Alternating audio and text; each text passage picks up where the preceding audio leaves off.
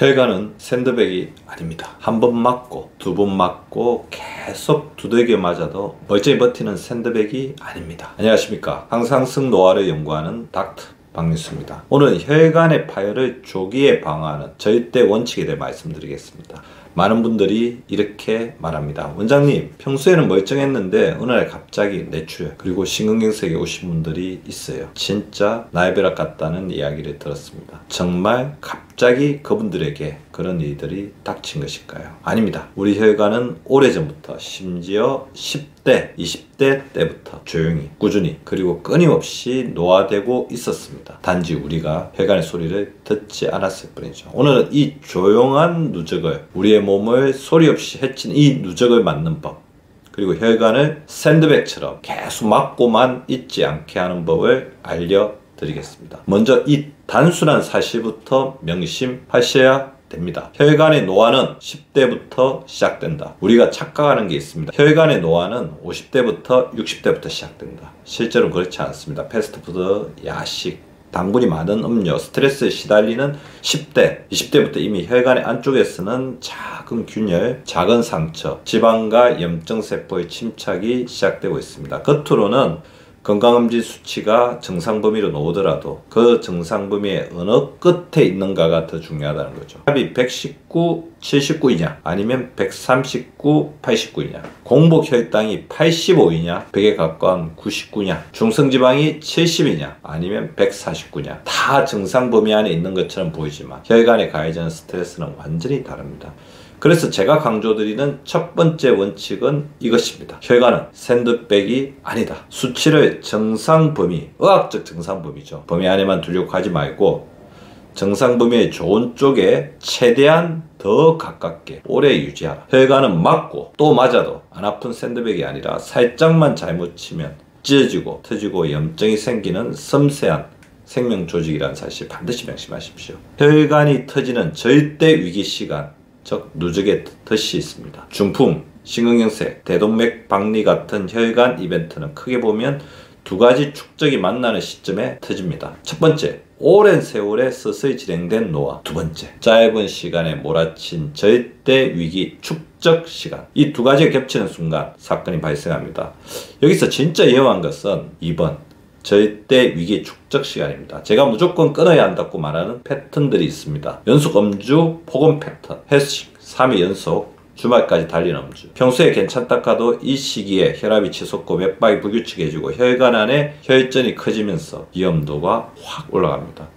연속 폭염, 담배 몰아피우기, 스트레스 받는 기간에 갑자기 흡연량이 2배, 3배, 니코틴과 일산화탄소가 혈관 내피의 미세 상처를 반복해서 내고 혈관 수축 더하기, 혈압 상승, 혈전 형성이라는 무시무시한 삼중고를 만듭니다. 연속 과로, 밤샘, 주말 없는 업무, 프로젝트 막바지, 마감, 시험 기간 굉장히 위험합니다. 여기에 수면 부족, 카페인 과다, 스트레스로운 폭증, 이런 결과로 혈압과 심박수, 혈당이 동시에 오르면서 혈관벽에 강타를 가하게 됩니다.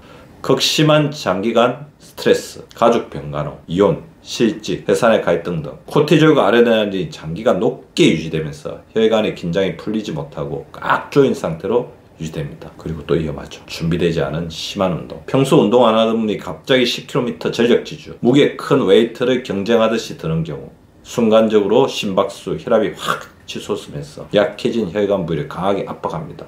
이 상황들을 제가 하나로 묶어 부르는 말이 있습니다. 혈관 이벤트를 일으키는 절대 위기적 축적 시간. 이 시간대에는 혈관에 치는 압력, 혈액 속 염증, 혈전이 한꺼번에 몰려서 누적됩니다. 그래서 두 번째 원칙이 나옵니다. 절대 위기 축적 시간을 만들지 말 것. 연속 음주, 폭음, 연속 폭염, 연속 과로, 그리고 장기 스트레스, 무리한 가교 운동을 연속으로 두지 말고 무조건 끊어라. 그리고 또 중요한 원칙이 있죠. 동반 위험 요인을 반드시 잡아라. 혈관의 복병들입니다. 여기에 또 하나 중요한 축이 있습니다. 바로 동반 위험 요인입니다. 비만, 특히 복부 비만, 운동 부족, 고혈압, 당뇨, 고지혈증, 쓰리고, 수면 부족, 수면 무호흡증. 이런 요인들은 평소에는 조용히 있지만 앞서 말한 절대 위기 시간이 올 때 혈관이 버틸 수 있는 힘을 갉아먹어버립니다. 쉽게 말하면 이미 거미간 유리컵을 들고 뛰는 것입니다. 겉으로는 멀쩡해 보여도 작은 충격에 산산이 부서지죠. 그래서 세 번째 원칙입니다. 위험 요인을 동시에 관리하라. 비만, 운동 부족, 혈압, 혈당, 지질 이상을 각각 따로 보지 말고 혈관 패키지로 묶어서 보십시오. 체중 줄이기, 매일 30분 이상 걷기, 혈압, 혈당 지지를 정기적으로 체크하기. 이 세 가지가 혈관 패키지 관리의 가장 기본입니다. 혈관의 휴식 시간을 반드시 만들어라. 혈관도 쉬어야 합니다. 밤낮 없이 얻어맞는 샌드백이 아니라 회복의 시간이 있어야 오래갑니다. 제가 혈관의 휴식 시간으로 강조하는 세 가지가 있습니다. 간헐적 단식, 혈관에게 주는 식사 휴가. 간헐적 단식은 단순한 다이어트가 아닙니다. 식후마다 반복되는 혈당 스파이크, 중성지방 폭등, 그에 따른 산화 스트레스와 염증 반응에서 혈관을 일정 시간 해방시켜줍니다. 16대 8 또는 14대 10 등 자신에 맞는 패턴으로 밤늦게 먹는 야식, 술안주를 줄이는 것만으로 혈관은 야간 업무에서 해방됩니다. 깊은 잠, 혈관의 야간 정비 시간. 잘 자는 동안 우리 몸에서는 혈압이 떨어지고 심박수가 안정되며 혈관 내피가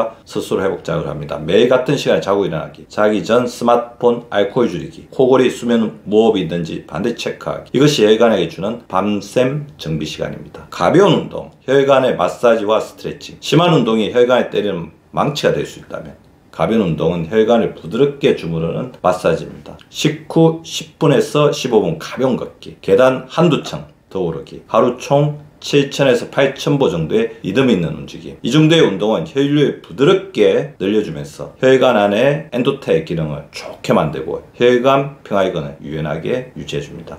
그래서 네 번째 원칙을 이렇게 정리할 수 있습니다. 혈관의 휴식 시간을 무조건 확보하라. 간헐적 단식으로 식사 스트레스 줄이고, 깊은 잠으로 야간 정비 시간을 보장하고, 가벼운 운동으로 혈관을 부드럽게 움직여라. 혈관을 샌드백이 아닌 생명선으로 대하라. 정리해 보겠습니다. 혈관의 노화는 10대부터 시작된다. 수치를 정상에만 두지 않고 정상 범위의 좋은 쪽에 가깝게 오랫동안 유지하라. 두 번째, 혈관이 터지는 것은 갑자기가 아니다. 연속 음주, 폭음, 연속 폭염, 연속 가로, 장기 스트레스, 심한 운동이 겹쳐지는 절대 위기 축적 시간을 절대 만들지 마라. 비만, 운동 부족, 혈압, 혈당, 지질이 함께 있으면 이미 건강 유리컵이다. 패키지를 묶어서 동시에 관리해야 된다. 혈관도 쉬는 시간이 필요하다. 간헐적 단식, 깊은 잠, 가벼운 운동으로 혈관의 휴식과 회복 타임을 반드시 확보하라. 여러분, 혈관은 샌드백이 아니라 여러분 인생의 생명선입니다. 한번 터지면 되돌릴 수 없는 손상이 남습니다. 오늘 영상이 끝나는 순간 여러분의 생활 속 절대 위기 시간이 언제인지 한번 점검해 보십시오. 그리고 오늘부터 혈관에게 작은 휴식, 작은 배려를 선물해 보시기 바랍니다. 지금까지 항상성 노화를 연구하는 닥터 박미수였습니다.